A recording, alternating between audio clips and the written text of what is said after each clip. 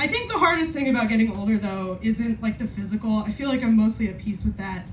The weirdest thing about getting older that I was not prepared for whatsoever was like the spiritual part of it. I don't know if any other aging white women have had this happen to them, but like, the best way to put it is that I now own more crystals than I ever thought I had in my life. I didn't think that was gonna be part of my journey, you know? I also call it my journey now. I didn't foresee this. Like, I was a total atheist. Like, my whole life, I ruined so many Christmas dinners, you know what I mean? 2 words Grandma doesn't want to hear: historical Jesus, turns out. I really did not anticipate this. I think I have a theory about what's going on. I think what it is that like now that I'm like a 34-year-old single woman who lives alone and owns a cat, I feel like I can identify as culturally Wiccan, you know? Like, I don't really believe in it, but it is clearly my heritage, right? Like, this is a rite of passage for my people. I'm going to let my niece or nephew come over when they're mad at my brother and smoke weed in my house. It's where I'm headed. It's fine. It's fine. I don't know. It's like, I'm a 34-year-old single white woman in New York. It's difficult. They've made a lot of shows about it. It's what I'm going through, so I feel like I have to talk about it, but it's like, yeah, we know. We heard. Oh, you're a single white lady in New York. Tell us about it. Like, I get it. It is, but it is, like, it is really challenging. It's very difficult.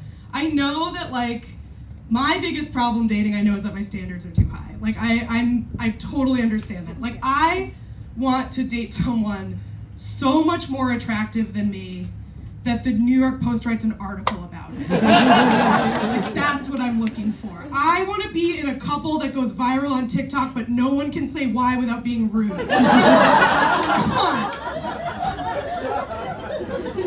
I'm sorry, that's what I'm looking for, and I get that that's hard to find. But no, that's not true. I don't feel like I have that many, like, deal breakers or, like, things that are really important to me. It's just that the things that are important to me and the things that are out there seem to be in direct opposition. Like, I'll give you some examples. I'm a socialist, I'm a leftist. That's very important to me to date. Thank you, yes, that's why I say it. No,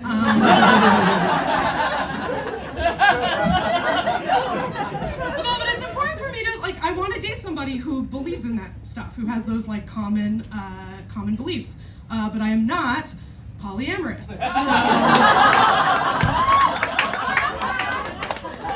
if you are, that's awesome. That's totally cool. I am totally down with E&M. As far as I'm concerned, it just stands for, not for me. It's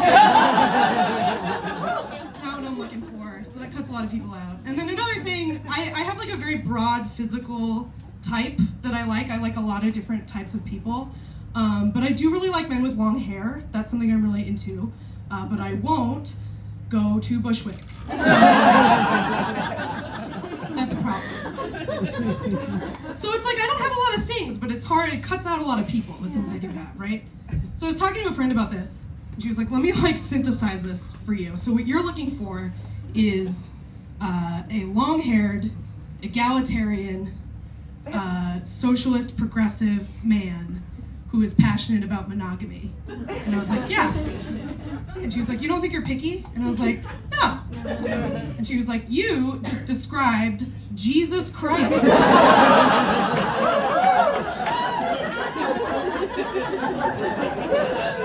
Fair point.